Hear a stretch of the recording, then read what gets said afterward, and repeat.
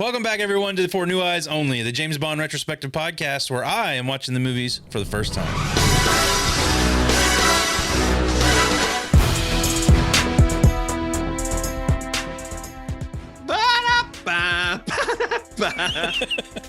I'm Nathan Simmons. My trusty number two, Nathan Simmons, is with us tonight. The cue to my James Bond, if you would say. That's the nicest thing anyone's ever said to me. Well, you got to come through with all the information. You don't have gadgets, right? But you got to come through with the information. Update me on going through the show. So do pay attention, Josh. And tonight we're talking You Only Live Twice. Yeah, man. And boy, this was something else. I got to tell you. 1967, man. Directed by Louis Gilbert. And written by Roald fucking Dahl. I mean, right up top, we have so much to discuss, right? All right, you're gonna have to give me some information about Roald Dahl here. Okay, all right. So I guess if you want to just jump into the behind the scenes stuff, or do you want to do like some first impressions? We'll do some first impressions and then we'll get into it. So You Only Live Twice, like Nathan said, 67. My guess at this movie was pretty simple. I didn't put a whole lot of thought into it. Is that James Bond's going to quote unquote die and then have a secret mission? And pretty much partly correct, mostly correct. Now, in broad strokes, yeah. And now where it didn't go, and where I completely did not expect things to go, is something we're going to get into in our discussion. But before we do that, Nathan, can you give us the synopsis for this movie in 007 seconds or less? Absolutely, sir. Let me know when to start. And 3, 2, 1, go. To avert nuclear war, Bond must go to Japan to rescue kidnapped astronauts and finally meet his nemesis, Blofeld. 6.06 seconds. Always bringing it in under the wire. I'm waiting on that. Still got it, baby. I'm waiting on that 2-second synopsis. I don't know if we'll ever get it, but I was like, it'll happen when we get to Die Another Day, and I'm just like, who cares? It was. I felt like I was Bond at the end of this movie, diffusing a rocket, but with the the timer changing 4 times in between shots. Right. So one thing I was very shocked. We're in fucking space. That's literally my first notice. We start in space. I honestly, just judging by the titles of the movies, because again, I have not seen any of the ones moving forward. I was thinking Moonraker was going to be our first sort of, delve into space, but lo and behold, we open up in space in this, and I was like, holy shit! There early, yeah. There's a pretty good reason for that, actually. I guess if you want to jump into the background of this movie. I'm sorry I have things magically appearing behind me, but my Zoom background is wafting in and out of reality. No, let's do it. Let's do some background on this one. So the original plan for this movie was to the original plan was to adapt On Her Majesty's Secret Service, which we will get to next month. I'm excited. We did You Only Live Twice instead, and that turned out to be quite a problem.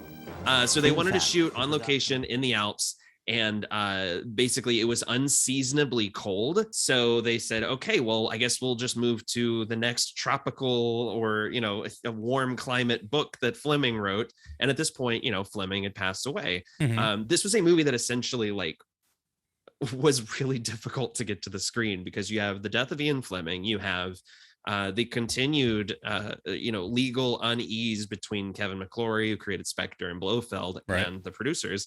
And eventually they go to a man by the name of Roald Dahl to write the screenplay. Now, Roald Dahl was a close friend of Ian Fleming's. I've written a lot of stories with sin, not a lot with sex or sadism. Roald Dahl was in the Royal Air Force and was shot down and basically sustained these awful injuries that kind of left him in pain for the rest of his life. Right. And so he wanted to keep serving the Queen and country, as best he could. And so his job was to essentially be James Bond. He was sent to like parties in the United States and all over to meet dignitaries, and he was renowned for being a big gossip. And so they were like, we want you to go to parties, we want you to get people drunk, like schmooze with them, get information, bring it back to us, just let us know like what our allies aren't telling us, essentially, like try to find stuff out. And he not only did this through speech, he did it through his dick. He like there is an incredible episode of Drunk History that recounts Roald Dahl's time as a spy, where he is played by Will Ferrell. He's like, look, I am out. Okay. So please go seek that out. But essentially, after he left the service, he continued writing because he was known for writing these like really vivid reports. And so Roald Dahl is the man who wrote such books as James and the Giant Peach and Charlie and the Chocolate Factory. The perfect guy for penning a Bond film. Yeah. Well, and so what's so funny is he also wrote the screenplay to the film version of Chitty Chitty Bang Bang, which the novel was written by Ian Fleming. I remember you bringing that up in I think our first episode. And Roald Dahl at this time didn't have a whole lot of film experience, but the producers really liked a screenplay of his for a film that ultimately went unproduced. This film would have starred Laurence Olivier and a young Ian McKellen, and it was titled, it has the best fucking title I've ever heard, The Bells of Hell Go Ting-a-ling-a-ling. Wow, we've got some grade A material here. Yeah, I mean, so he wrote this screenplay. The film went unproduced because it was supposed to shoot in the same locations that they wanted to shoot on Her Majesty's Secret Service. So like all these weird things kind of lined up at the same time. Wow. And so they came to him. They're like, look, you knew Ian really well. We would really like you to take a crack at this screenplay. And he essentially said, okay, I've only seen the one with the crazy car. And they said, okay, well, you should watch other Bond movies besides Goldfinger. Thunderball is the highest grossing film of all time. We'll send a guy over to, screen the movies for you. And he essentially said, no, thank you. I've got it. That reminds me, I've actually started listening to the Parks and Recollection podcast because I'm a big Parks and Rec fan. I know you are too. And it's got Rob Lowe, and they always have a writer and one of the cast members on. And I was shocked to find out that when Rob Lowe got the part for Chris Traeger, he had never seen an episode and did not go back and watch any. And I was like, wow, honestly, like I can't. I think he made the right choice because I think that show comes to life when those characters arrive. Right. I was shocked at first. I was like, man, I can't believe he wouldn't have like researched the show and But for his character, it makes total sense for him to come in blind because he's coming in blind to help the Parks and Recreation. He doesn't understand how any of this works. Right. So like, I was like, okay, well, damn, like there's all these different aspects to movies, especially now that I'm doing a podcast and watching all these movies and doing behind the scenes and whatnot. I'm starting to really get a good feel for like the stuff that happens and how movies are made that I've never thought about before. Yeah. Right. And how, it's wild. like actors will be on set for certain days and not for other days. And like how there can be all this different, we were just talking off mic about Community and Chevy Chase on that. He shines all the on drama and stuff. He shines on screen, but apparently off screen, it was a whole debacle. So it's just kind of made me think about like when I'm watching movies now and I'm seeing scenes happen and I'm like, he was probably on set for like one day to film this. And that was it. Or what was the conversation here that led to this? And it's funny that you mentioned all the stuff about a star being unhappy because that was certainly happening during this movie. Sean Connery did not want to come back and do another movie. He resented the popularity of the series and the fact that he was only known as James Bond to the point where he would do press interviews in Japan. And he like mouthed off at an interviewer who criticized the way he was dressing because he was dressed like comfortably and casually. And the guy was like, is this how James Bond dresses? And he goes, no, this is how me, an actual person, dresses, like and stuff like that. And see, back then I probably would have expected Sean Connery to get up and smack the guy that said that to him. Sure. Sure. Yeah. I mean, that.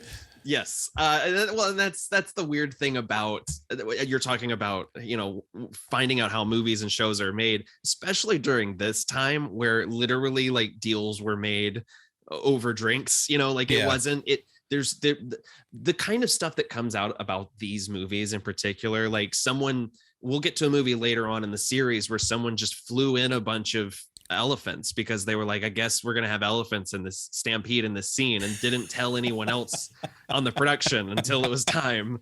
That reminds me of a story. Kevin Smith had worked with one of your, icons, Prince, and of course, trust me, I'm a Prince fan as well. Yeah, but isn't it insane that there is a whole Prince documentary that Kevin Smith shot that will never see the light? We will never see it at all. And it's funny because he tells a story about being on that and shooting and talking to Prince's assistant and whatnot. And he wanted something, and Kevin was like, listen, I can't deliver on this. And he was like, no, we can't tell Prince no. Prince doesn't comprehend things the way you and I do. And I was like, what do you mean? And she was just like, well, Prince has been living in Prince world for quite some time now. Prince will come to us periodically and say things like, it's 3 a.m. in Minnesota. I really need a camel. Go get it. Yeah. So yeah, Connery was ready to leave, and the producers decided to kind of try to smooth things over. So they gave him more money for this one, which again, as I said with Kevin McClory last month, get that bag. You're the fucking star, man. Yeah. You're getting paid. He was getting, I think by the time they made Thunderball, he was still getting paid the same amount that he got paid for Dr. No. So that's like, I'm like, come on, man. Like, this guy's a household name at this point. I mean, he's starring in the biggest franchise in the world. Yeah. And so they gave him more money. They also removed the clause in his contract that locked him into doing another one. Because they were like, maybe, we'll take the pressure off and he'll be happy to do another one after the dust is settled. Right. He was not, in fact, and that's why they finally recast Bond in the next movie. Why he took a movie off, essentially. And it's kind of weird that that's sort of been the ever going train of Bond, how like it sounds a lot like Daniel Craig's fiasco with not wanting to continue the series and coming back. It's exhausting. I mean, it's gotta be. I mean, and especially, Craig did 5 movies over the course of 16 years, something like that. Connery did 6 movies in like a decade, 8 years. Yeah. Like he I don't blame him for being like worn out, especially like at that time when, a movie like Thunderball would play for, 40 weeks. Yeah. But so he was ready to leave. Roald Dahl hadn't seen had only seen Goldfinger and wasn't really familiar with it. So the producers told him, look, and also he hated the book. He said it is Ian's worst book. It feels like a travelogue. So I don't really feel any attachment to the material. And so they said, okay, you can change whatever you want. You just got to keep a couple of things. You got to keep the formula. You got to do gadgets. You got to have girls.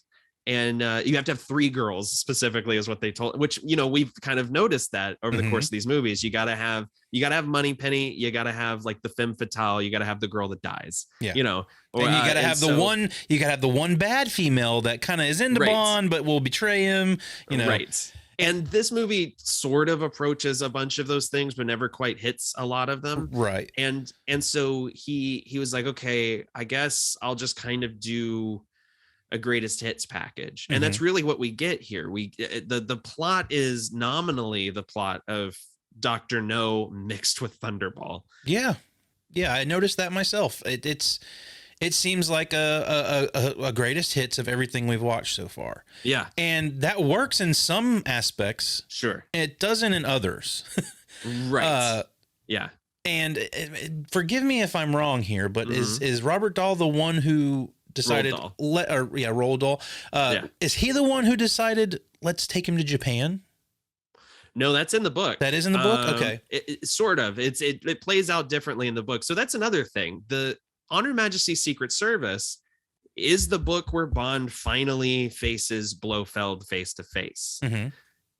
And so they kind of had to retrofit some of that plot into this movie. Okay. Because now he's finally meeting Blofeld. And so we're telling a story of a book that was, I mean, Blofeld is murdered about halfway through the book of You Only Live Twice, and Bond spends the rest of the book with amnesia, like in a fugue state, and settles down in Japan, and then that's like this whole thing. Wow.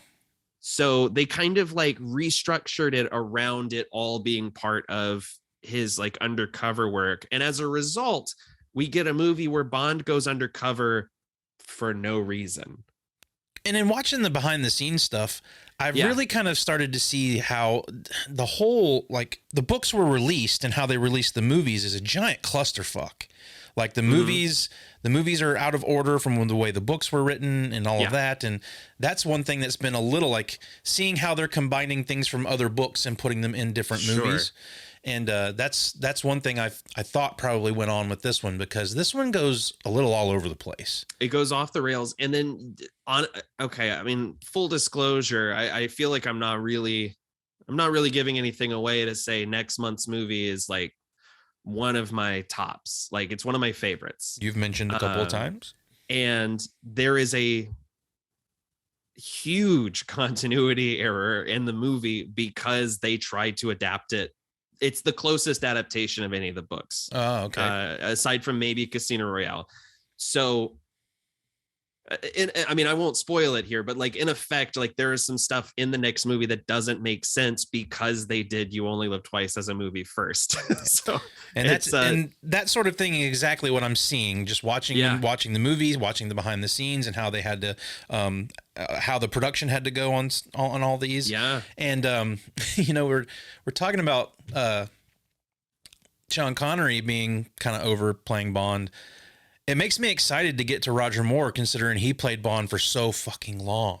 And I don't. So here's the thing about Moore is, I think by the time we're done with his movies, you'll be happy to see him move on. But he never seems bored as that character. Right. Like there is a life to even Craig took 2 movies off giving a shit. You know what I mean? Or like at least 1 movie off giving a shit. Like he could not want to do Spectre any less. And then he comes back just chomping at the bit for No Time to Die. And I think that that's a thing that happens with these actors. They do get like kind of burned out, which is why Moore is such an anomaly, and why spoiler alert, I wish we'd gotten more George Lazenby movies. I would have really liked to see him like grow with the character. But in the meantime, we have what was almost Sean Connery's swan song. I mean, he came into press for this movie telling people, this is my last Bond film. So, you know, the way this movie starts, you almost expect, I wonder how audiences felt seeing James Bond die before the opening titles, or if they felt, or if it didn't matter because they saw him fake his death in Thunderball for 3 seconds. Yeah, it's, you know, we get our little introduction to whatever's happening in space. There's a UFO, if you want to say, that is capturing all of these space stations. The opening here, it got me because I was like, number 1, oh shit, we're in space. We're in space. Number 2, I just watched Interstellar and I'm already like, fuck space. Fuck. Because I've been on fuck space. I had not seen Interstellar, I think probably since the theater, and I rewatched it recently, and holy shit, dude, that movie just got me this time. I don't know what it was the first time that didn't blow me away, but it's my second favorite Nolan. I know that's like controversial, but I adore that movie. Yeah, and this stuff, like, this is really impressive. I think a lot of these effects are still really interesting. Like, I mean, it's clearly, you know, dated, but they're doing some really incredible stuff with miniatures. The spacewalk looks really good. And I gotta say, like, getting your line cut and floating out to space has gotta be the worst way to die, right? Dude, like that was what I got from that scene. I was like, when all that shit goes down and that thing closes and that dude just starts floating off into space, I was like, that's fucked up. Because what's truly wild is, like, I mean, the last movie, Spectre drowned a bunch of dudes. Yeah. And then in this movie, they keep these astronauts alive. Yeah. You know, like, so except for the one guy They're who like, oh, he's expendable. Just let him go. Let him float off into nothingness. Eats eternal shit. But we get another great kind of NATO sequence. I love all of these big gathering scenes. Like we had in the last movie where everyone, you know, gets into their Dr. Strangelove room and says, well, we don't know where the bombs are. But here it's immediately tense. US is blaming Russia. The UK is trying to smooth things over. And I love the dumb American general here who is just like, we believe that Russia will not rest until it has complete control of space. And then Russia claiming that they're not going to use their power to do bad things hits a little different in this day and age now. Boy howdy. Yeah, a lot of this movie felt timely in a lot of ways. UK, but the UK representatives are like, actually, we saw like some weird radiation signals over Japanese airspace. So if you two can just shut the fuck up for like a week, we'll go find out what's going on. We'll send our best man. And our best man is man, I texted you. I'm not even going to say it. I just want you to throw the clip in here. But I texted you, please let me know when you hear Bond's first line, because it is unconscionable. Because we find Bond in Hong Kong. Why do Chinese girls taste different from all other girls? Or something like that. It's wild. It's a wild question to ask. And it's a wild thing that she carries on the conversation with it. This is this is the most wild introduction to Bond so far, period. Yeah, because so far we've gotten we had fake duck on his head, right? That's in Goldfinger. We've had it's a long way from the casino scene in Dr. No. And for whatever happens here, you know, the bed comes up, they shoot, and you're led to believe that Bond has died. Yeah, they go into no explanation really as to why this happened. Yeah, why? And that's the thing is, so this is an incident nobody saw, right? So they could have just put out a fake news story. They could have just put out a fake obituary. They didn't need to go through hiring a Japanese spy or they didn't have to go through hiring a spy to sleep with him, then a bunch of guys to shoot at the bed, and then also like nothing about this makes any sense. No, and you make a good point. All they had to do was, you know, have the mock funeral, but no, they actually dump Bond's body into the ocean, wrapped in a body bag. And it's like, we're watching this and Jenny goes, what the hell? Like, no, he's not in there. And shit, he is. But he was in there, in fact. Yeah, everything about it is too complicated. Yes. Like, you want to talk about a Nolan plot? Like, this is like Inception levels deep of, you know, they don't even use the rebreather from Thunderball. He's just got this big old scuba tank like stuffed in his sarcophagus with him. Yeah. And I love when he gets up and he looks at the captain and goes, request permission to come aboard, sir. Yeah, but like even before this, like it is a fun opening though. It closes in on the blood on the bed, goes straight into the title song. What do you think of Nancy Sinatra's "You Only Live Twice"? It's my favorite theme so far. Yeah, it's good. I like it a lot. Like we're listening to it and I'm listening. I'm like, damn, this is like, it almost has like a it almost kind of has like an electronic feel to it for whatever reason. But next to probably Goldfinger, this is my favorite one so far.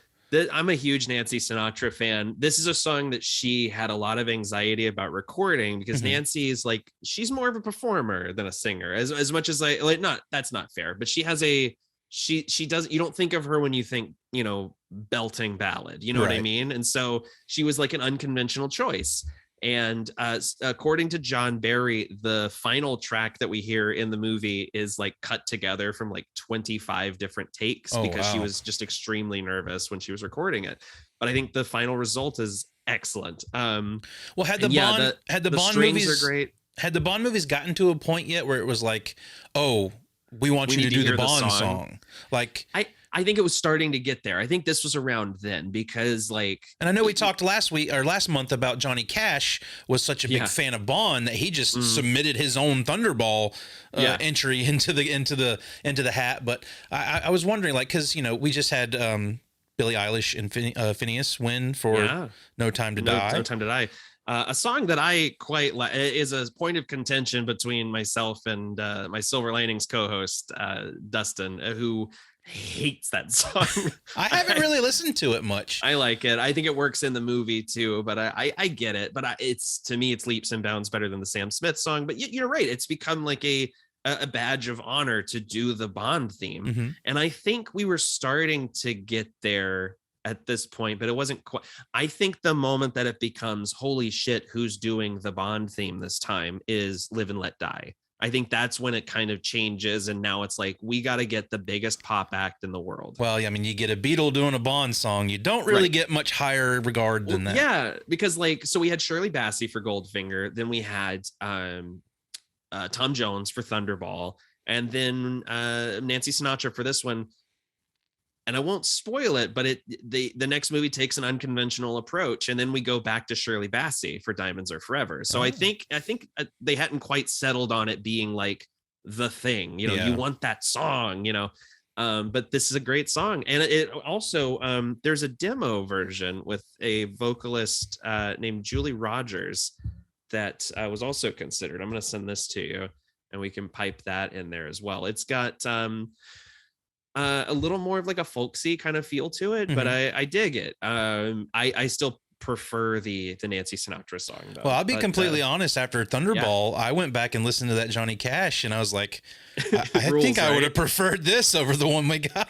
Well, and it is like, that's the great thing about that Cash song, is that it is nonsensical, but you had to write a song and use the word Thunderball in it. So, and like, coming from Johnny Cash, it seems a lot more natural, Sure. Something about his voice, the way he sings it, and that's another aspect of this too, is like listening to like the rejected Bond songs. Like we've talked before about the Radiohead song that didn't make it in, but that song's amazing. Like, I've got some really fun ones when we get like much later in the series, especially in the Brosnan era. Like, some of these movies have like 2 or 3 rejected theme songs. I'm curious to hear some of these. That's going to be fun. So the newspaper tells us that the British naval commander has been murdered. Bond's funeral gets this like really metal eulogy where he's just talking about the sins of man, and I love the commitment to the formula. This is the kind of winky stuff that I really like, because we still get a hat toss under the sea. I love it. It brings me joy when I see it now.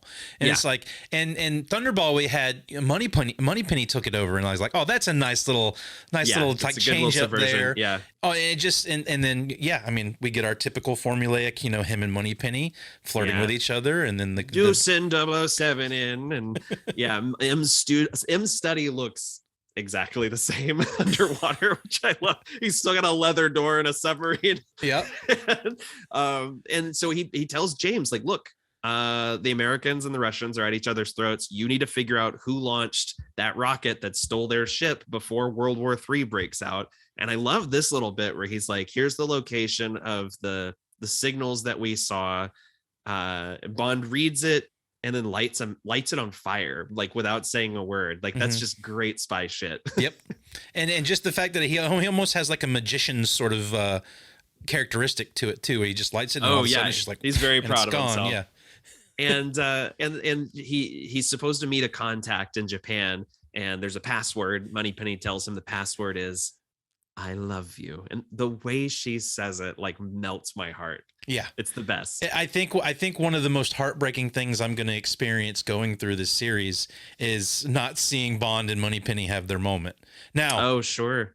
I haven't seen all the movies, so maybe I'll get my wish. But at this point, I want nothing more than Moneypenny and Bond to just have a moment. I think you'll be surprised how this progresses between the two of them, or how that changes over the movies. Okay. So James Bond gets fired out of the torpedo bay. I have in my notes. I have in all caps. They shot him out like a fucking torpedo. It's insane. None of this is necessary. Now, Again, if they had just put out a fake story in the paper, Bond could have just walked into M's regular office. Exactly. Didn't have to go through all this rigmarole. Now, with all this being said and how ridiculous a lot of what's happened so far, we're probably 15 minutes into the movie at this point.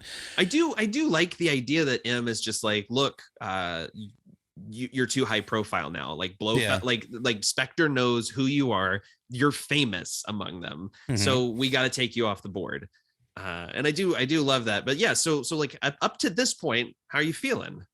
Oh, I'm digging it. Like I'm having fun. Like even as ridiculous as what he says and how that first scene that introduces Bond plays out, I wrote down this is the best introduction to Bond yet.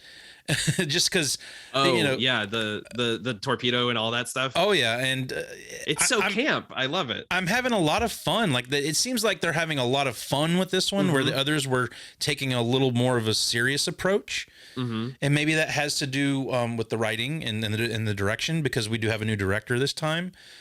Yes, I'm sorry, you were absolutely right. Yeah.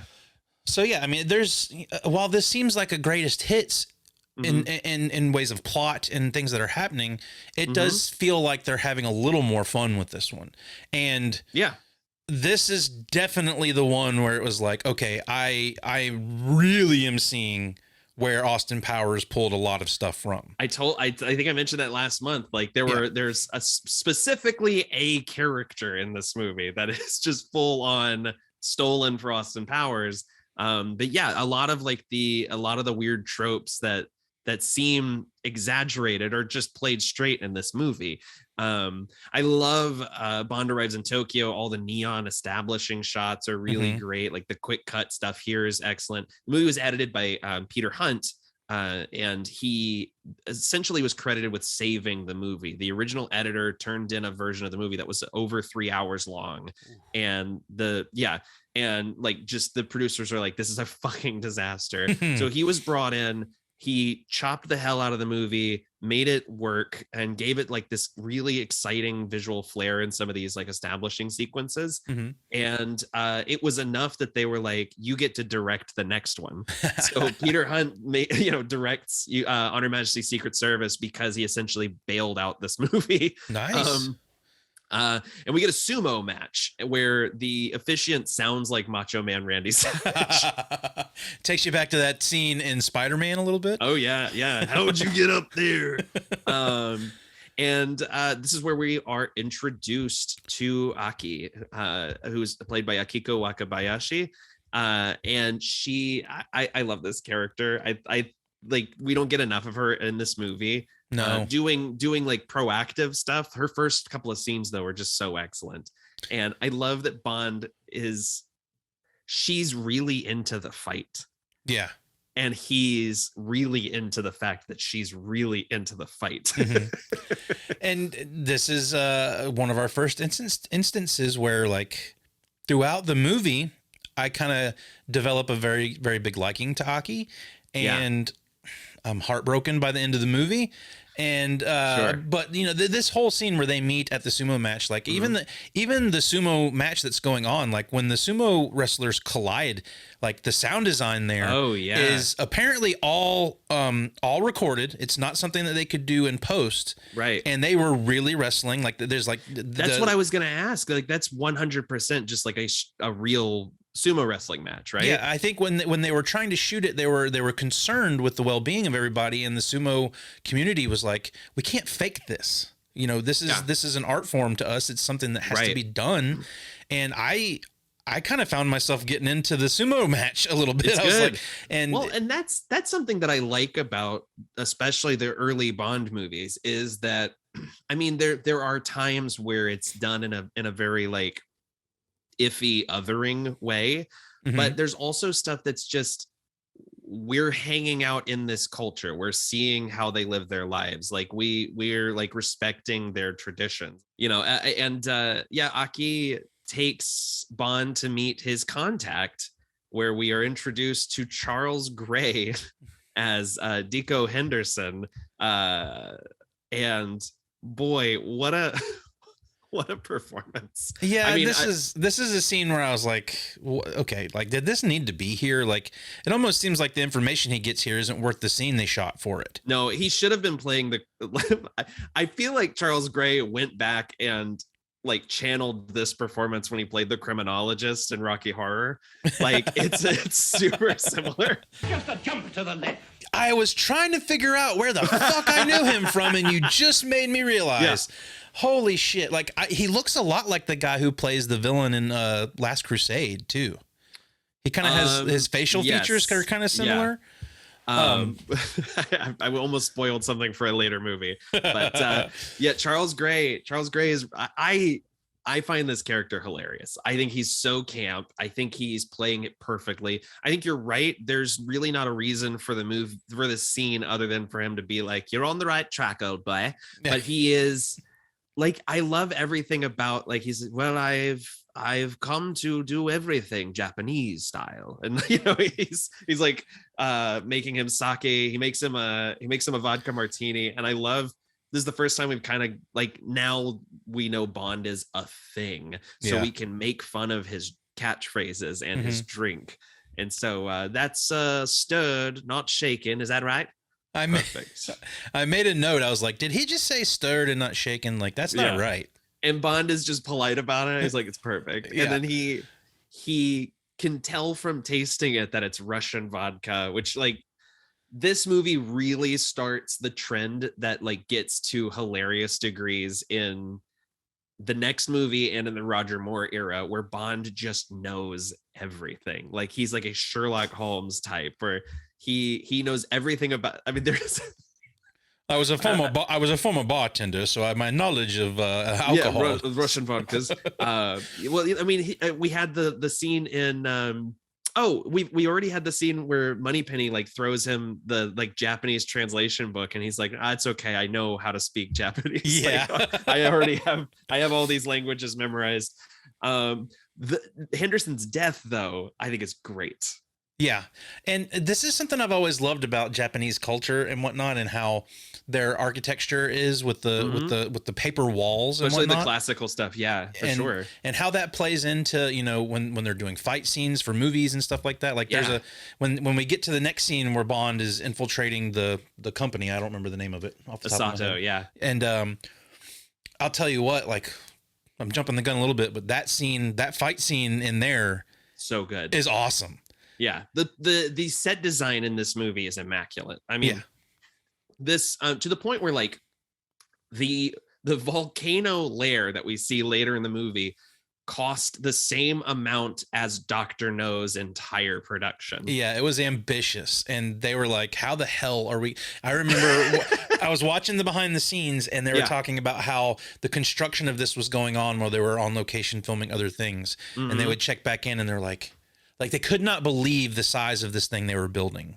They built a fucking volcano. They built a volcano with a monorail crazy system in it, like, which is amazing. It's an evil lair that has a very Disney World feel to it.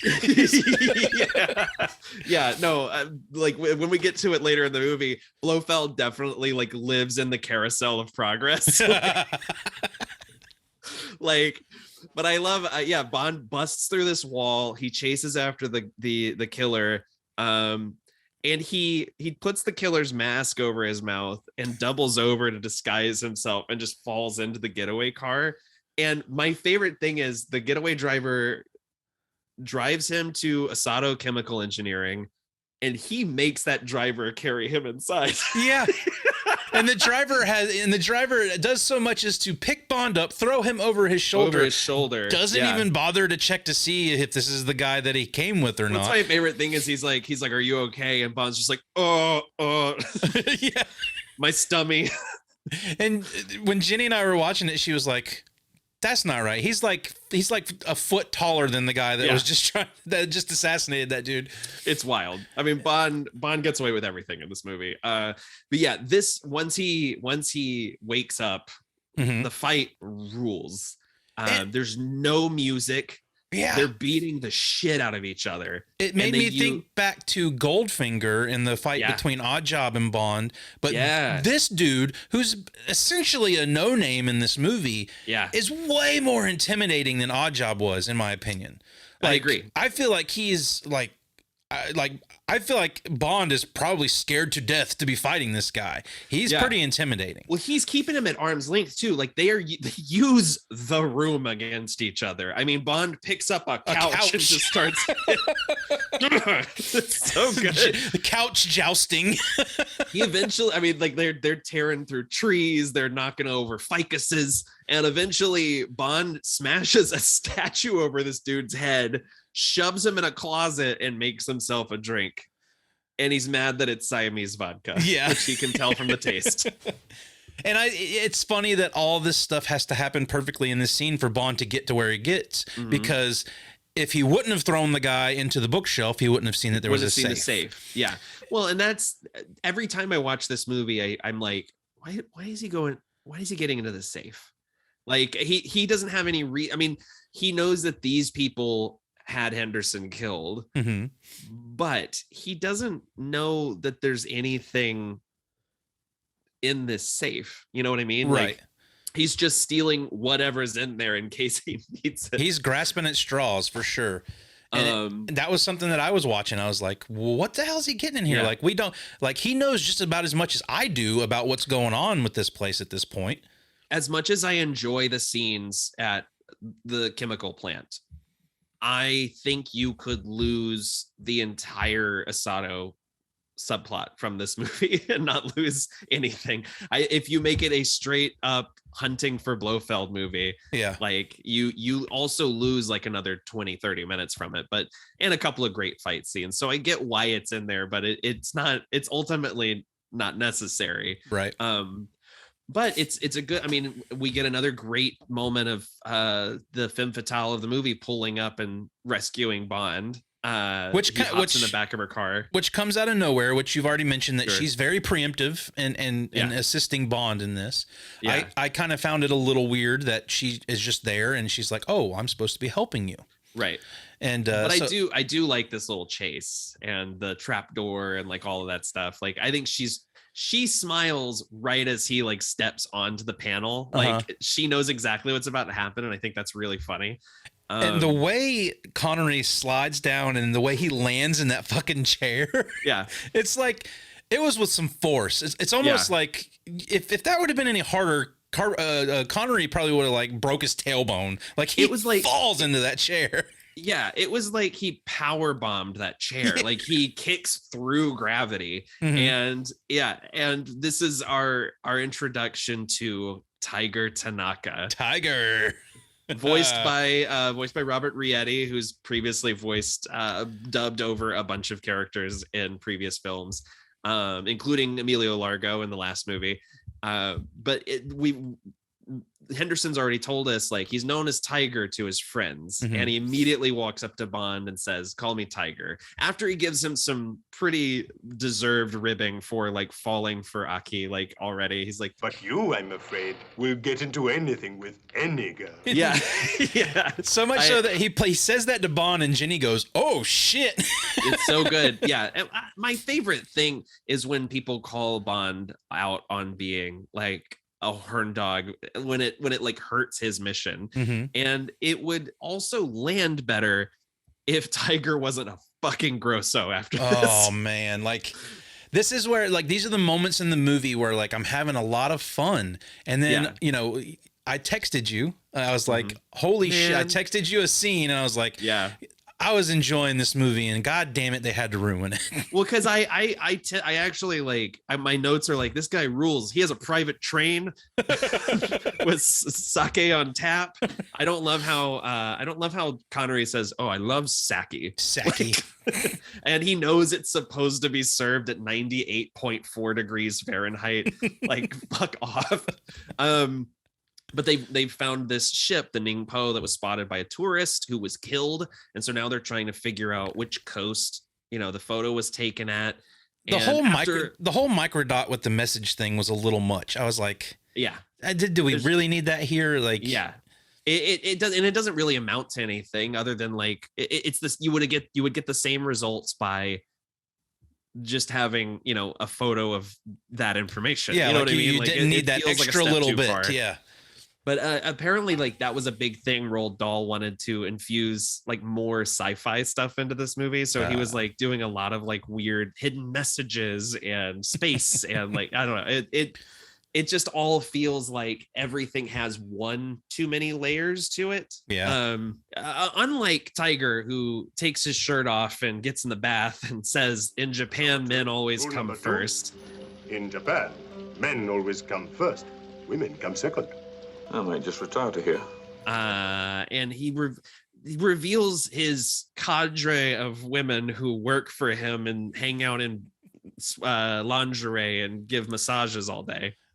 What does he say to Bond? He's like, you haven't had a proper bath until you've had a Japanese bath or something like that. Yeah, like, and he says you can use. He says, "My home is yours, and so are my possessions." Yeah, it's rough. This is where it gets icky, man. And it's worse because none of these women have lines of dialogue. Like, it sucks. And the only redeeming factor of the scene is when he calls out Bond's feelings for Moneypenny. Yeah. Which I love that. Like, it's the first time where Bond has actually like acknowledged it to a person outside of that office. Right. That there is someone back home he cares about. Yeah. He hooks up with Aki, who's swapped out with a masseuse. Like, I don't know. Well, that's the thing. When they're done with the bath, and he's like, "Well, you can take one of my ladies, and she'll do the massage for you." And he's like, "Lady here, good choice. She's very sexible." What? He says sexible? Sexible. Oh, I thought he said flexible. No, sexible. I watch everything with subtitles on now because I want to make sure I'm getting all information that I need. And boy, howdy, what does that mean? She's very sexible. I don't know. I looked at Jenny when we were watching. And I was like, sexible? Really? Like, am I sexible? Yeah. Yeah, this whole bit is gross. And there's more weird stuff that basically every time. And I hate this because I like this actor's performance, Tetsuro Tamba and Robert Rietti, both coming together to play Tiger Tanaka. Mm-hmm. I like this character, but also every time the movie cuts back to him, it gets gross again. Gross. And where we'll get to later, I was like, whoa. What is happening and why? And what can it stop? Yeah, I wish that the movie was more of like a Felix Bond thing, like the two of them like kind of broing out and like hunting down Spectre. And instead, it's just literally like, here are my women for you. Like, yeah, it's a lot of that, and it even says it says a lot about how like they grasp the Japanese culture in writing for this, and it's like right, which is so fascinating because this movie was a co-production with Toho, like they who provided a lot of the talent in the movie and some shooting permits and sound stages. Like, this was like a UK Japan co-production. So it's kind of fascinating to me that it is like I mean, again, like, I guess times have changed in both places. Yes. You know, like it feels very much like this movie. There are moments that are like feel so forward thinking and exciting, like all the space stuff, all the stuff in the volcano is so fun. And then there are bits that, there's an amazing chase coming up that I still can't believe was shot in 1967. Right. But like, there is so much stuff that feels horrifyingly dated to like this. There half of this movie or 40% of this movie feels more dated than anything we've seen yet. I feel like. and that's what's weird about watching this one is I'm having a great time until certain things happen, and there's about 2 to 3 instances where I'm watching this movie and I'm having a great time, and all of a sudden it's like Debbie Downer, you know. And I feel the same way. Like, this is a movie that I'll kind of tip my hand right now. Like, I like this movie more than Thunderball. I can't recommend this movie. This is not a movie I feel comfortable saying to another person, you should go watch You Only Live Twice right now in 2022.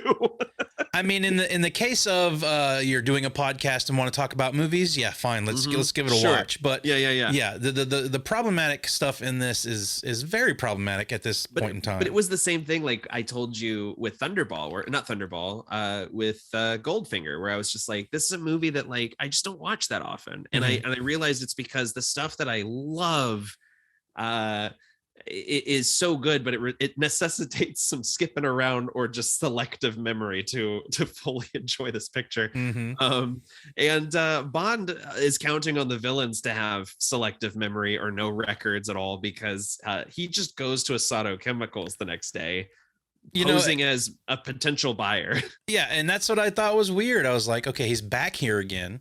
Yeah, and magically everything is fixed and put back together and like nothing ever happened. I do like that. But yeah, they know that the Asato owns that ship that they saw in the photo, and this is where we are introduced to Taro Shimada as Mr. Asato and Karen Dorr as Helga Brandt, aka Number 11 for Spectre. And I like Helga. I wish there was more of her in this movie. She feels like a less exciting Volpe in a lot of ways, but like she has some really great moments. I love when Bond comes in, they're suspicious of each other immediately. Yeah, for sure. Like she's looking at him and then he looked at me, and like it was like they're like seriously like glaring at each other even while she's like making a drink. And you know me, I'm a sucker for a scene where both people already know what's up. Yeah. Like Mr. Asato is x-raying him and telling him he's taking a risk and by smoking, but he sees the gun in his pocket. That desk is fucking hilarious too. It rules. It might as well be a fucking bar, because it's like it's up to his chin basically with all this x-ray stuff in it. Like, and it's amazing that Bond like couldn't really put together what was happening in that scene almost. So that's my question. Is Bond playing stupid here, or is Bond being stupid here? That's, you know what I mean? I couldn't figure it out. Yeah, because he seems very relaxed while this guy is doing this, and he gets through this sequence where he says, okay, well, we'll set up an appointment to buy all of these chemicals from you, leaves, and Asato very casually just goes, kill him. And there's dudes with machine guns right outside. Yeah, like in broad daylight. Yeah. And again, Aki comes to the fucking rescue. Yeah. But this is a good car chase, I think. Yeah. Like the rear projection is getting better and better by the movie, although there's some really dicey stuff later. And how the car chase ends, I was not expecting at all. It's so good. It's a Batman move. Like it is. I love that they have really polite codes. Like Aki says, arrange the usual reception, please. This helicopter comes in. My actual note is helicopter comes in and fucks up the bad guys with a magnet. My note was they dropped them in the fucking ocean. Yeah, they drop them and they pick them up with a magnet, drop them in the sea. And Tiger says, how's that for Japanese efficiency? And Bond says, just a drop in the ocean. Great. It's a good one, because he gets some pretty lame one-liners in this movie, and that's a good one. They weren't all hitting for me in this one. They weren't hitting as much as they were in the past movies. So they have to get to the docks to intercept this ship from Asato Chemicals, and so Bond tells Tiger, contact M, tell him to send little Nellie and her father. And, just from watching all these Bond movies, I'm like, okay, this is where we're going to get our Q scene. Yeah. And, but the way he says that is hilarious. It's so funny. And when Q finally shows up, it's so funny. Like it takes a bit, because we get that crazy fight at the docks first. That rooftop shot of him fighting everybody on the roof. So good. Is awesome, dude. Yeah. Bond gets like, they get jumped at the docks. Bond gets a really great fight on like these conveyor belts. Yeah. And then like leads up to the roof. I do wish we got a couple of close-ups, but like that like sweeping shot. We haven't really had an action scene like this in a Bond movie yet either. Yeah. Like where it kind of starts on the roof and then moves up, and you get the aerial shot of the roof. And doesn't and it look that. like it looks like a kung fu movie, like from the 70s? Like it feels really ahead of its time. Well, we're gonna get to some kung fu stuff here, just a little bit. Boy, howdy, will we ever? But man, like what made me laugh is like he starts to make his getaway by he does 2 separate flips off a roof, and luckily there's like a sandbag on each level. Yeah. And then he gets knocked out with a wrench. Yeah. And this is where he is interrogated by Helga. Well, enjoy yourself. Who are you? And I love this scene. It's so good. You know, yeah, it feels like from a different movie almost. And I'm right there with you. At this point, I'm loving when the two characters they know they figured each other out. And even though like he's still kind of in this he's playing this character, I love that he's figured out that she knows what's up at this point. I might as well fucking tell her that I'm a spy. But he twists it by saying, I'm a corporate spy. I'm just trying to steal trade secrets. I could get you a lot of money. And I think her performance is really good, but her character is iffy. You know what I mean? Like it feels like she turns really quickly. She flips on a dime for sure.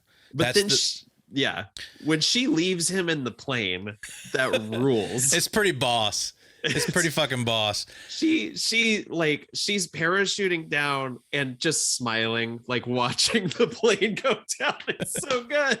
This is where some of the rear projection and the insert shots and whatnot, I was like, when she's parachuting down and you can see the plane flying down behind her, I was like, oh, that looks a little bad. But it looks like that shot of Black Dynamite parachuting. Finally, Q arrives. And Q has my favorite Q line yet, since his like with complete disdain line from the last movie. Look, 007, I've had a long and tiring journey, probably to no purpose, and I'm in no mood for your juvenile quips. I'll go ahead and play my hand. Like I'm looking forward to the Q and Bond scenes in these movies at this point. They're the best. I want to see Q fucking ribbon on Bond, and Bond just standing there just smirking at him the entire time. It is like a perfect little oasis of comedy in these movies. Like, and like the little time lapse shot of them, because little Nelly is this. And let me say, to my surprise, I was completely expecting a whole nother gadget scene. But it's just this. And then when they carry out these cases and you get this scene of them putting little Nelly together, I was like, holy shit. It rules. And the time lapse is great. This is like an actual device. All of the gadgets in this movie are real. Like they were supplied by the military. So like this little helicopter is real. The rocket cigarette is real. I mean, it sucked in real life. It could only shoot like 2 feet and couldn't be aimed. So, but all of that stuff was real. Q's outfit in this slaps. He's like a dad on safari. Like, and he's sweating his balls off. Yes. But I love the whole scene of them putting this together. Him telling Bond about the guns and the rockets and all the smoke bombs and whatnot. And then, aerial grenades, or sorry, aerial mines. Make sure you're above them when you let them go. Like Bond would be like heading straight for them and be like, "Take that, suckers!" Oh fuck! Like he thinks Bond is that dumb. Listen, you idiot! This is how you have to work these things. Yes, it's so good. And it's followed by an exceptional action sequence. Bond sees the shadows of these copters flanking him. It's a great bit because we get all these like really nice like aerial shots of the island. He's trying to find where their base could possibly be, and then all of a sudden they're there. And when we know what we know about the volcano later, they clearly came up out of the volcano and flanked him. But like it's just a really great reveal. And this is where the Bond theme kicks in and he just wastes these dudes. It's an awesome aerial fight. Yeah. And I'm loving every second of it, and even with the gadgets and the rockets and the guns and whatnot. And there's one of the rockets he shoots does a complete fucking U-turn and goes back and hits. Oh, like homing missiles, yeah. Well, that's the best. So there's the one shot of the dude like trying to see through the helicopter blades and the sun as these mines are dropping down on him, and it is a perfectly timed piece of music, because that homing missile, he fires it out, it circles back around and hits right as the sting at the bring at the end of the theme hits. No notes. It's so good. The only thing about this scene that kind of gets me is the fact that he's flying little Nelly in this helicopter fight. I know. And it looks silly. But I'm still having a lot of fun with it. He doesn't look engaged. You know what I mean? Like, he doesn't, that's the one thing that takes me out of a lot of these action sequences, is just how not into it Connery is. Because he looks like he's literally sitting there being filmed with a rear projection behind him. He's just like, and that's kind of a bummer. Like, I'd love to see what one of the other, I mean, we'll kind of get a sequence like this in a more movie. It's well, this leads me to there some are moments of it that don't quite work for me, but this leads me to some more behind the scenes stuff that I saw. And helicopters in James Bond movies don't mix too well. We had our instance with Terrence Young, and the incident, I believe it was on From Russia with Love, where they were scouting and the helicopter crashed. He was trapped underwater, all of that stuff. And this one, we had another helicopter crash. Yeah. For cameraman Johnny Jordan, the shifting air currents would have devastating consequences. Another helicopter was supposed to go underneath him, and there was an updraft of air. And his rotor blade sliced through the skid. And the propeller went right through his foot. He was quite seriously injured. Typical of a cameraman, he immediately panned down to see his leg hanging off. Oh, I didn't know that. Was he in an avalanche? Or there's some, because there were a few accidents on that set as well. I guess we'll get into it next month, but yeah, for sure. But perilous for sure. Yeah, they didn't go into details about it, but they said he worked on the next Bond film and ultimately lost his life working on it. So these movies, I mean, I meant to mention this earlier, when they were location scouting in Japan, the producers were supposed to get back on a flight to head back to the UK to start prepping the production and filming the stuff there.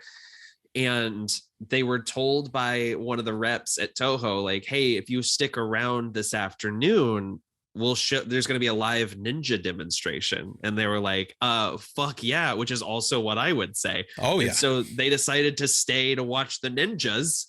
And the flight that they were supposed to catch crashed, and everyone on board died. So literally, like, we came very close to this movie not happening at all because of a flight malfunction. Like, it's truly wild how. What the fuck was Superman saying when he said it's the safest way to travel? Like, what was he thinking? And that's not the only bit of drama that happened on this film either. There's something I'm going to get to later that also shocked me. Okay. Nothing quite as tragic as someone losing a foot, but something pretty fucked up. Oh gosh. Okay. So this is when the Russian space shot is also intercepted by Spectre, but this time we get to see it come back, and our first glimpse of the volcano lair. Everyone's clearing out as this roof opens, and it's a long shot. It's a lot of, like, these movies love, especially early on, love putting people in rooms reading dials and saying, number 5 approach, the levels nominal, it's a lot of that, but it's not as dry as it was in Dr. No, because the spectacle it backs it up. You know what I mean? Right. So this sequence, I absolutely love watching the rocket come in and, approaching Earth, and like the kind of goofy animation of it, heating up as it enters the atmosphere. Right. And Washington is positive at this point. They're like, well, the Russians stole our first ship, and now they've spirited away one of their own just to try to throw off suspicion. And I love, I said this about Largo in the last movie. I love when the villains are on the ground getting the work done. I love seeing Asato in the control room, and Blofeld with his cat saying, which is really like this late in the movie, we're really, we're back to Blofeld. Back to Blofeld. Withdraw captive spaceship. I was also interested to learn that Donald Pleasance was not cast as Blofeld at first. Right. So he, the original actor cast was Jan Warwick, who they said that he just seemed very like sickly. The Lewis Gilbert called him a rather benevolent Father Christmas, rather a sweet-looking old man. Cubby said, "My God, this is ridiculous. What are we going to do?" The crew shoots for 5 days with John Warwick before Lewis Gilbert realizes the part must be recast. So they were just like, he just didn't like quite work for them. So they were like, we need to get someone scary. So they cast Donald Pleasance, a guy that we both fuck with massively. Big time. You only live twice, Mr. Bond. And Pleasance came in and was just like, I want to look crazy. Like, well, you fucking succeeded, buddy. It was his idea to have the scar. I don't think he blinks at any point in the movie. And the way he delivers his dialogue reminds me a little bit of Joseph Wiseman, like do Dr. No, but German, sort of like vaguely European. Well, in the shots where you've got just the arm, the Dr. Claw shots, basically. Yes. Yeah. I was wondering if Donald Pleasance was actually doing the audio in this, or if they had him dubbed like they do with a lot of the people in these movies. And there's certain points where it hits where I feel like it's not him, and then there's obvious points where it is him.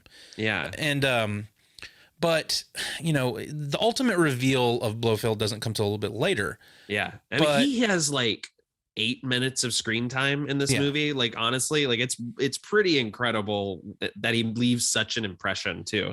Yeah, and I was a little taken aback when I saw Donald Pleasance in the cast list at the beginning, because I was like, oh, this is where they're going to reveal who Blofeld is. Yeah. And I felt like it was a weird choice to have him in this movie, because he comes in so late. Yeah. I mean, it's almost like, I don't know, as much as I love Donald Pleasance, and me and you can fuck with some Donald Pleasance. Yeah.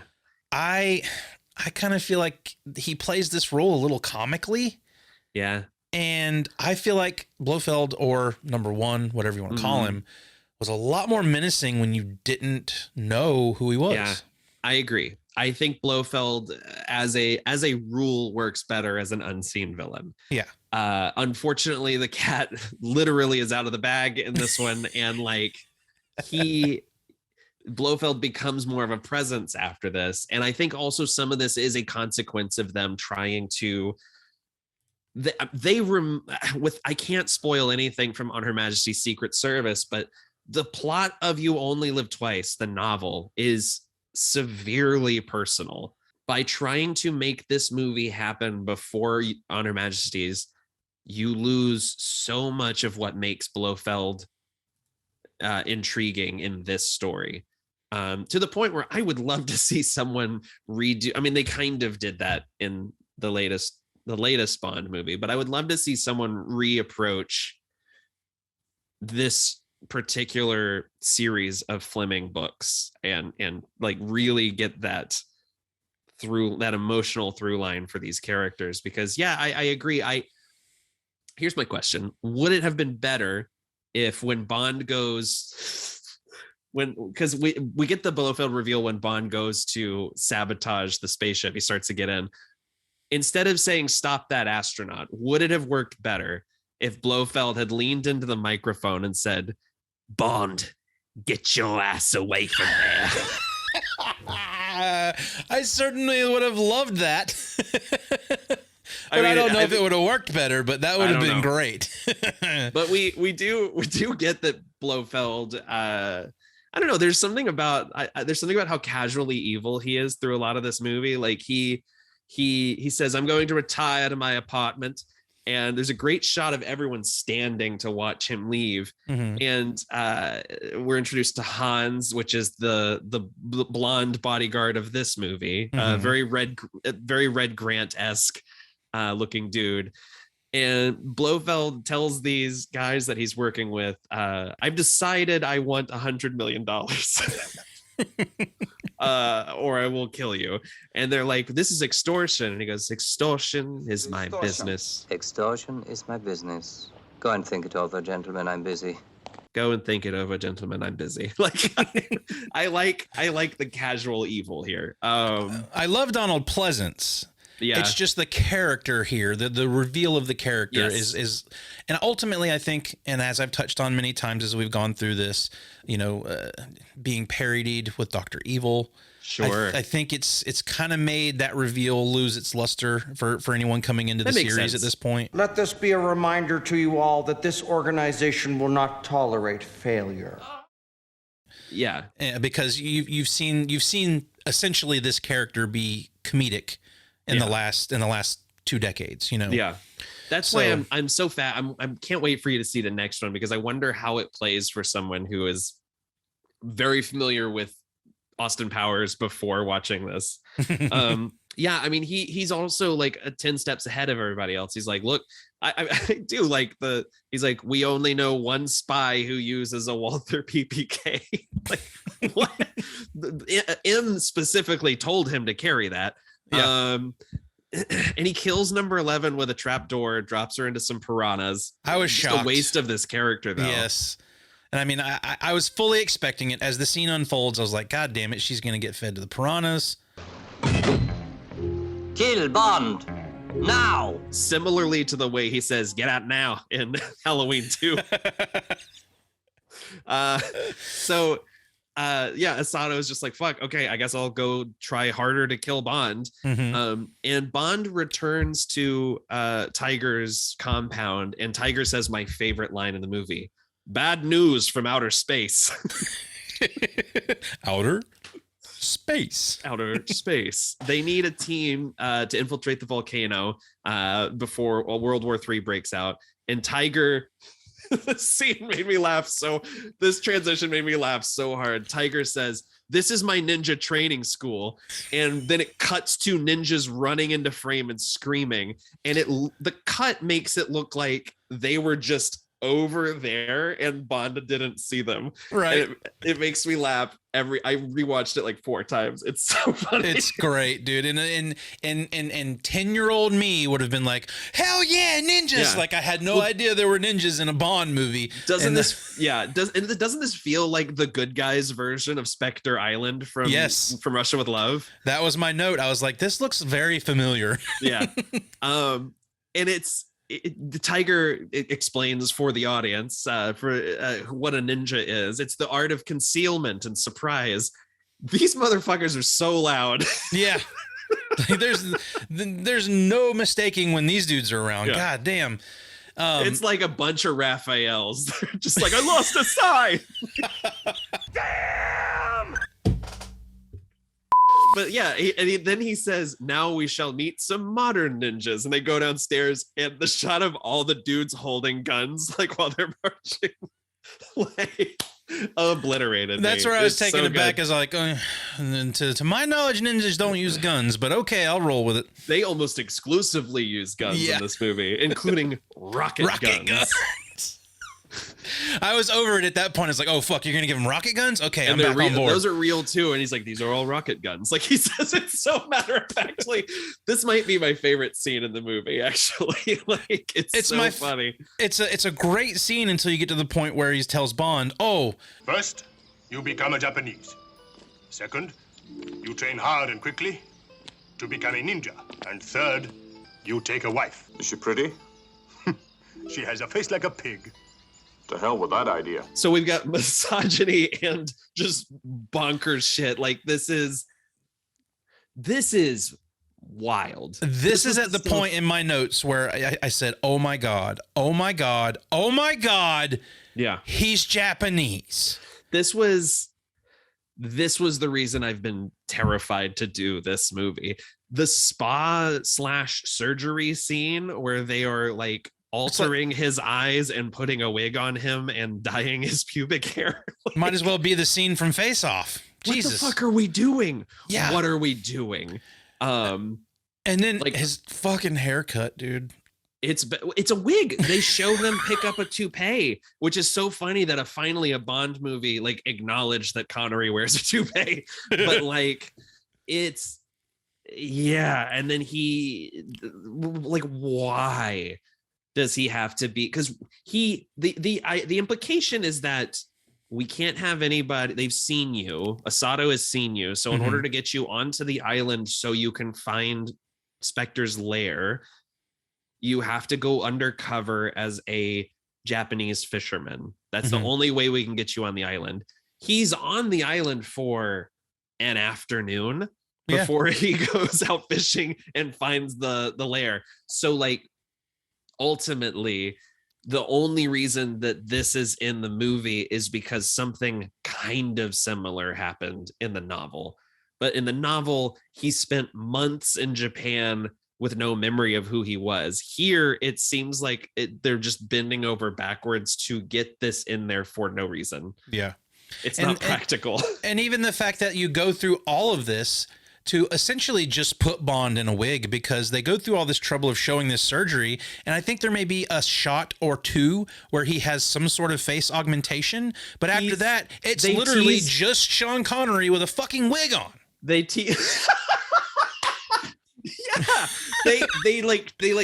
his eyebrows, and he like kind of like hunches over, like he changes his posture a little bit. But even then, he's not committed to the bit, because he comes in and immediately sleeps with Aki, who is just like, you can't do, like, this is not part of the plan. And he's like, fuck it. And then they sleep together. Yeah.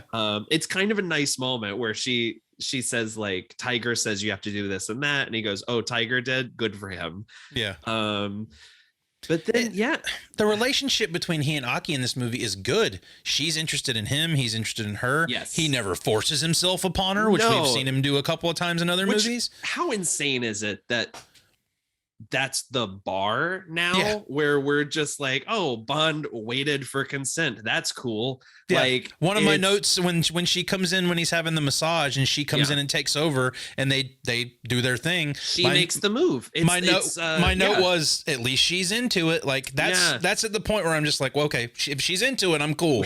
But we're longing for the days of Sylvia Trench. That's where we're at right now. Where a gal breaks into his hotel room and plays some golf. I don't know. Like this sequence is really good too. I think Aki's character is wasted. I mean, legitimately, like they kill her off so that they can then introduce another love interest immediately. Which ultimately, I'll go ahead and say, like, it doesn't work for me. Like, it's they don't even say Kissy's name in the movie. No, like, no, they don't. She's such a major character in the book too, with like this really incredible inner turmoil, because she knows who James is, but she loves him so much she doesn't want him to remember who he is. And like, there's this. This is all stuff I would love to actually see on screen. Amnesia storylines are so weird, but like it's a really great. She's a really great character in the book. And that's probably why I'm so confused as to what's going on here too. It probably makes more sense in the book, being that he has amnesia, because there's nothing like that here. No, and you get Aki dies in a great scene. I like the assassination of her is amazing. Where he drips the poison down the string, and I loved that shit. It's shot really well, and she dies because she just rolls over to snuggle him in her sleep. And this is one of Connery's best moments in the movie, where he's watching her and he's just helpless. She starts choking and she's dead before he can even get to her.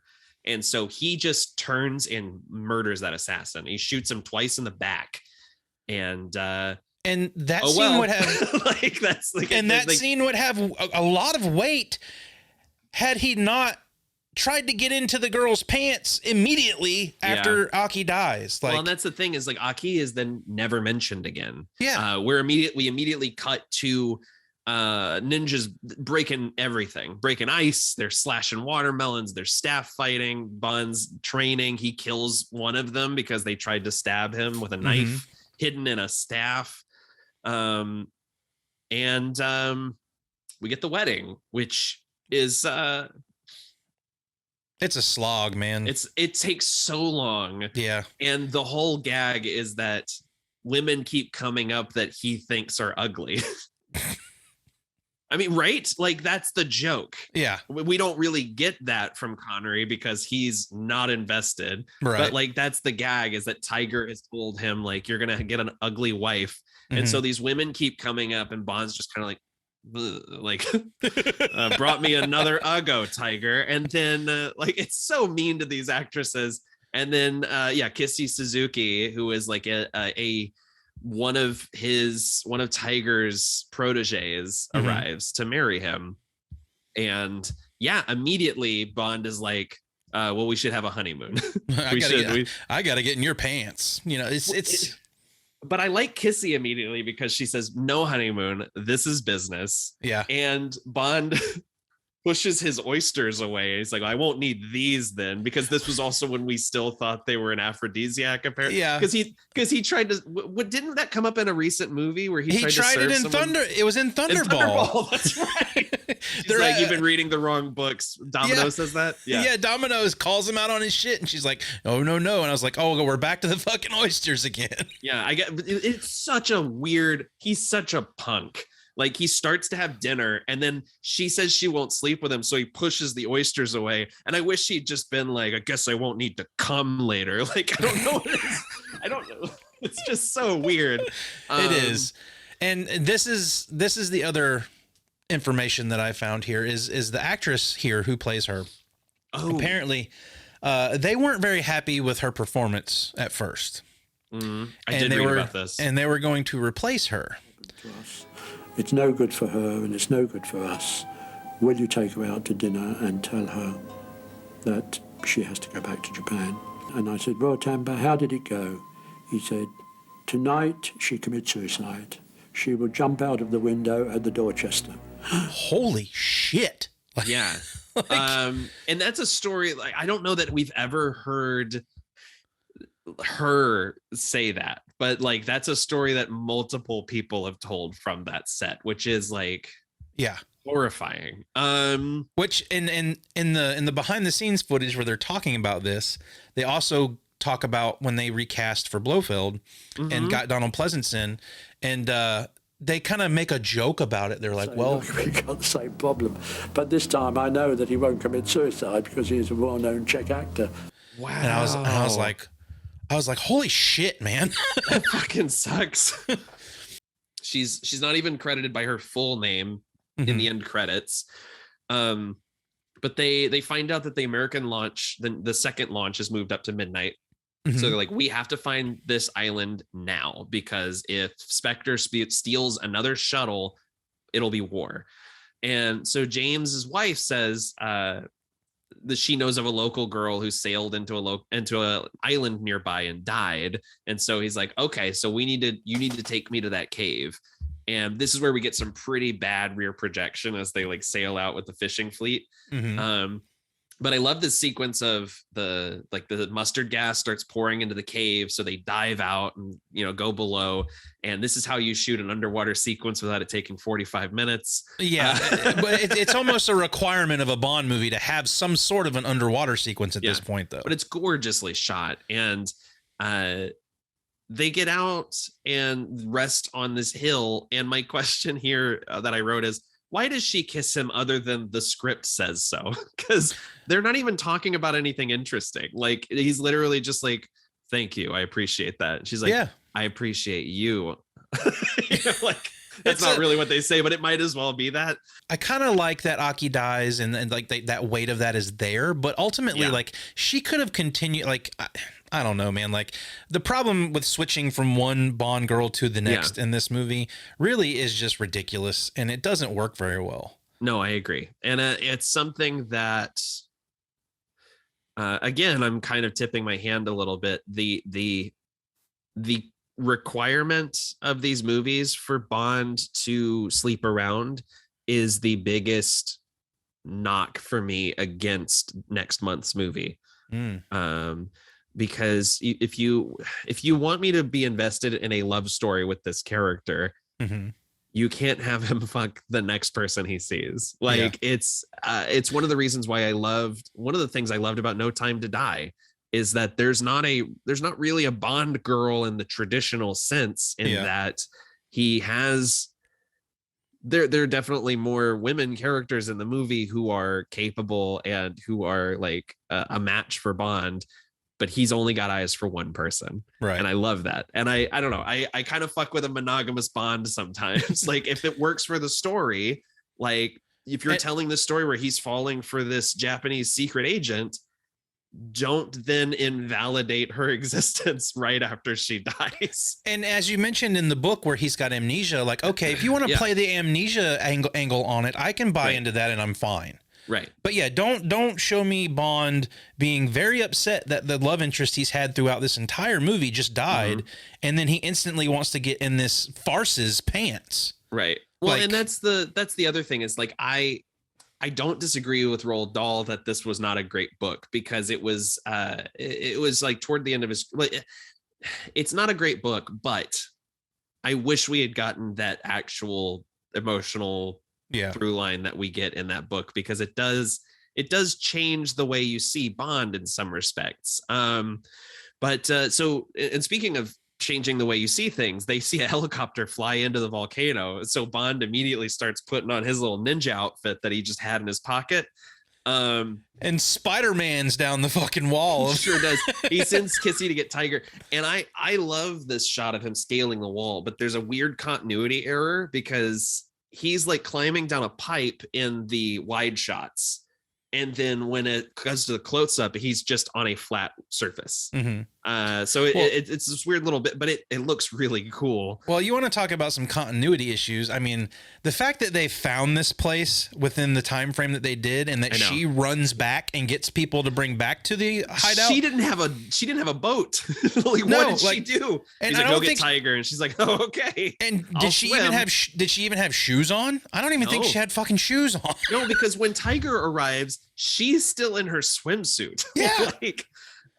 Like she couldn't have put on some clothes and brought everybody back. No, I don't have time to change. No. I'm gonna stay in the bikini and we're gonna go fight fucking Blofeld. No, my headcanon is she dove back underwater, grabbed like a conch shell, and fucking like called. They're taking the hobbits to Isengard. Like, we gotta get over here. But I like all of this sneaking around in the volcano lair. I love the scene of all the hostages talking, but back where it's like, do you have to do a lot of training to become an astronaut? And where I'm from, we call them cosmonauts. Bond like knocks on the door, and one of the American just goes like, who the hell are you? Like, it's so good. Ungrateful that someone's rescuing you right now. And he beats the shit. Yeah, aren't you a little short for a stormtrooper?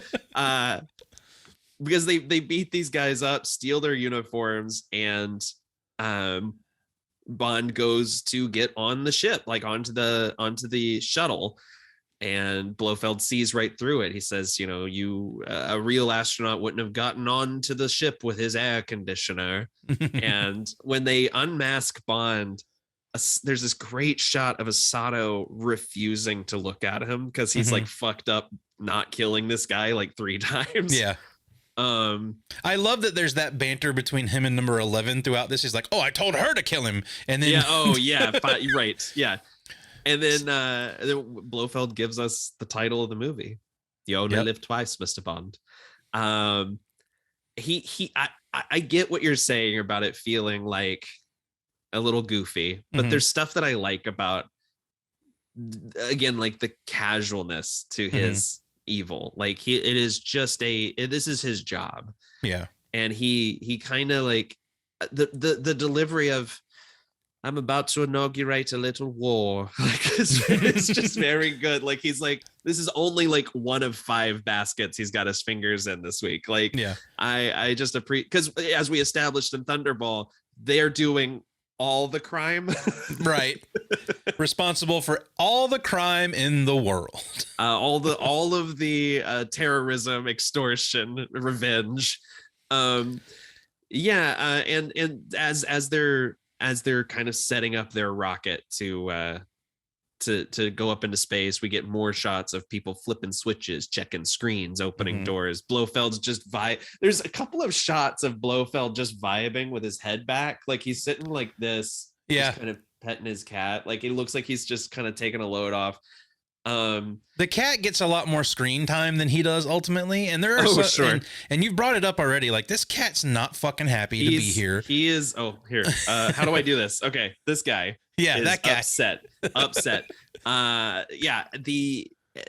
This is also where we get the reveal that Blofeld's plan is once Spectre has the other ship, they're gonna blow both of them up. Yeah. To just like, he's like, now there's like no question, we're gonna I'm gonna pit America and Russia against each other. Nuclear war, World War III is happening tonight, and I'm gonna profit off of it. But outside, one of my favorite shots of the movie, Tiger arrives at the volcano, and there's that shot of all of the ninjas suddenly revealing themselves, like coming out from behind rocks and like standing on the crater. And Blofeld sees all of them on the cameras, so he just switches on the crater guns, and these machine guns start mowing down the ninjas. And he goes, he tells Bond, he's like, you can watch it on the TV. And I also always appreciate how amiable Bond villains are, because he's like, yeah, I'll let you have a cigarette. Bond shoots a little cigarette rocket, kills the guy with the switch to open the crater. And this is where the movie both gets rad, but also feels like we've seen it before. Like this is like a more expensive version of the Fort Knox raid, you know? I wrote my notes that this is a lot more fun than the end of Thunderball. Sure. But ultimately feels a lot like the end of Goldfinger. Yeah, just this big army. Bond kind of gets lost in a lot of it. And I keep coming back to this thing of like, he needed ninja training for this, right? Because he's not doing anything that's not his normal routine. Yeah. But I do, there's some really fun stuff in here. Kissy gets in a couple of really great shots. She saves Tiger. There's some gnarly squibs in this sequence. Like there's one bit where a guy just gets like pop, pop, pop, pop, pop, like torn. People are getting torn up, and it's like, it's kind of crazy violent. And then because we're so used to seeing people just go like, keel over. And then even the aspect of feeding to the piranhas, like we had a little bit of that in Thunderball with the sharks. But you know, I love the seesaw bridge over the piranhas and that's how he eliminates people. But then you get Hans, the goon for hire, who ends up in the piranha pit. Because he telegraphs his last punch like way too hard, and Bond just kind of throws him in. I do love Blofeld. Blofeld immediately starts piecing out when the explosions start going off in the building. That cat he's holding onto that cat for dear life. Yeah. And he eventually just leaves it. But he shoots a Sato, and then he goes to shoot Bond and gets a ninja star in his hand, and he falls into his little escape pod that takes off. And I thought there's like a whine from the track.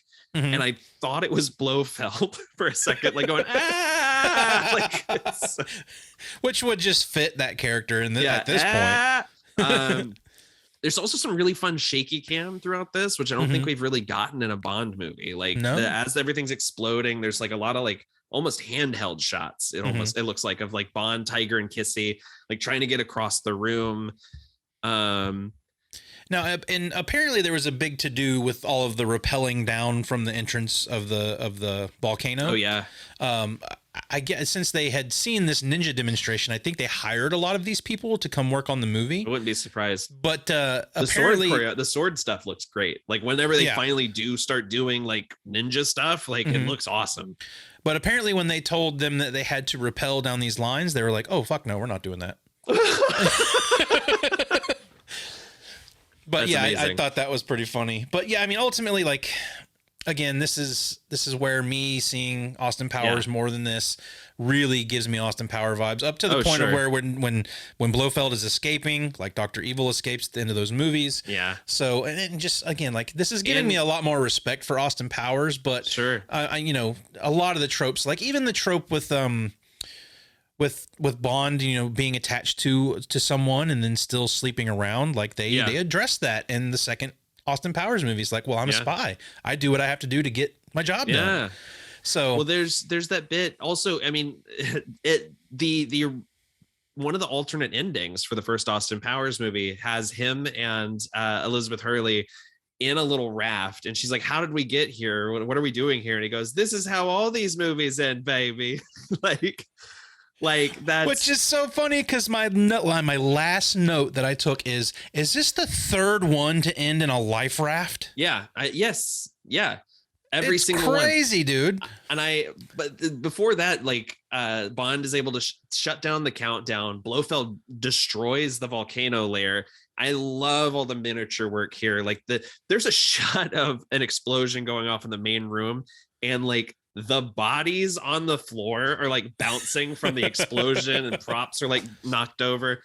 And there's that really funny bit where they're in the life raft and the sub surfaces underneath them, and Moneypenny is just ready to interrupt them. Yeah. She's like, I got this one, sir. Yep. It's so good.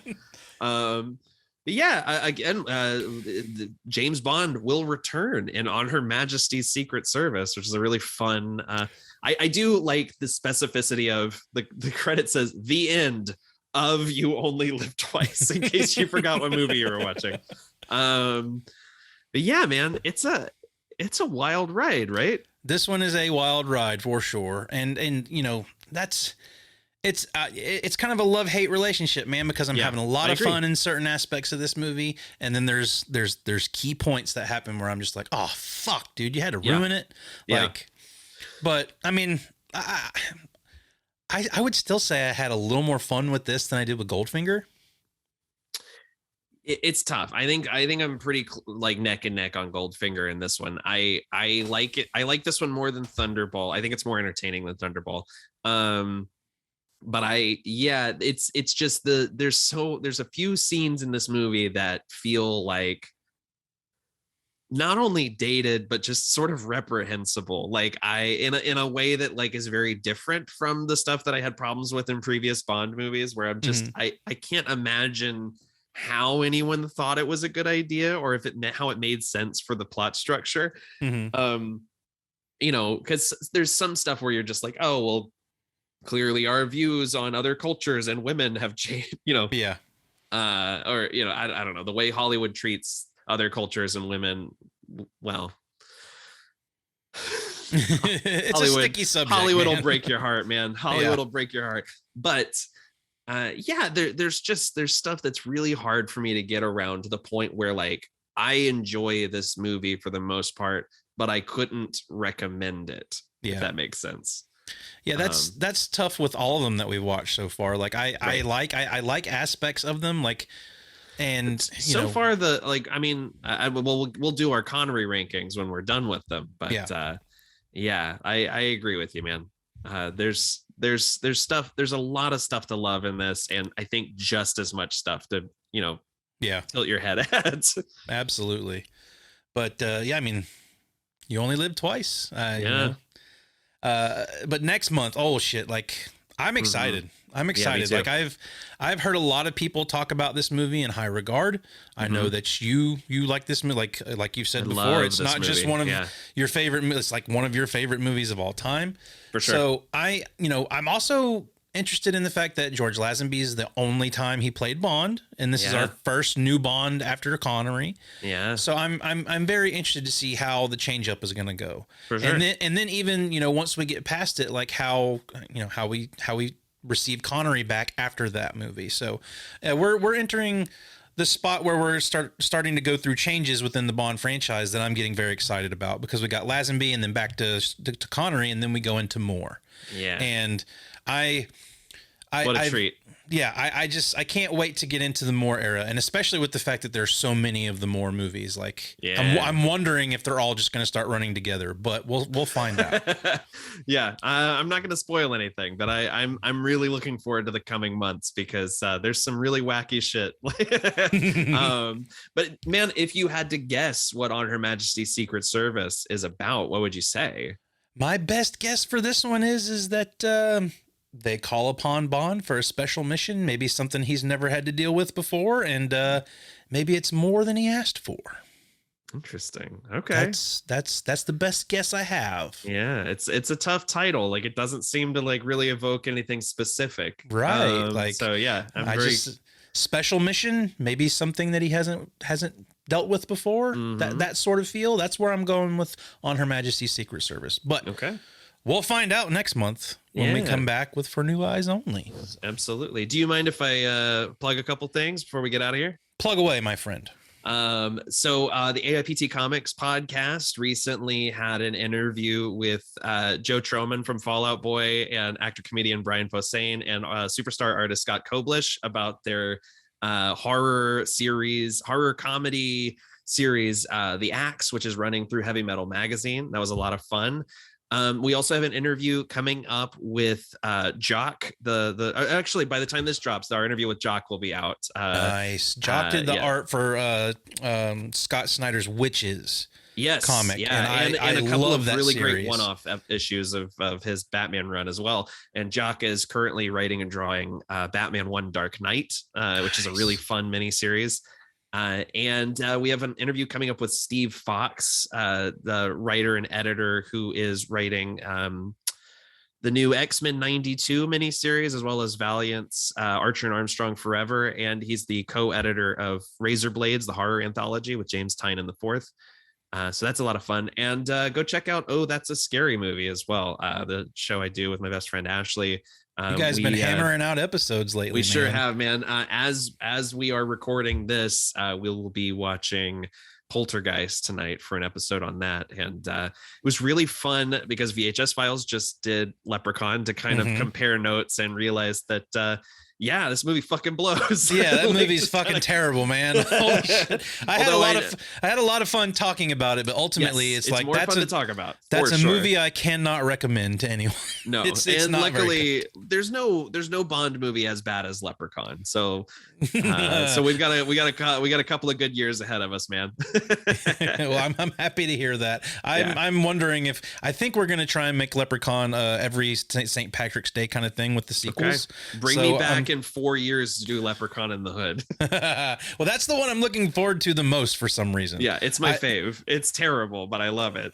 But yeah, we had a lot of fun with that one, and we've also talked about Poltergeist on VHS Files, so that was a fun conversation. I'm anxious to hear what you guys have to say about it. But as far as VHS Files goes, I mean, we just finished up Green Month, talked about Green Room, and that was a fun conversation. One of my favorites, And we've got a handful of things coming up that we're pretty excited about. So make sure you tune in for some VHS Files episodes. Tune into Nathan's other two podcasts, AIPT Comics and Oh, That's a Scary Movie. When's Silver Linings coming back? Silver Linings playlist will probably come back closer to end of summer, beginning of the fall. We're thinking about possibly doing I don't want to spoil anything, but we've got some interesting ideas for the format of next season. And we've been talking about maybe doing a one-off or two before the season comes back, maybe a commentary track or something silly. So keep an eye out on that. But in the meantime, you can go back. We have 5 seasons backlog that you can listen to. 4 seasons before I joined, and then the latest season.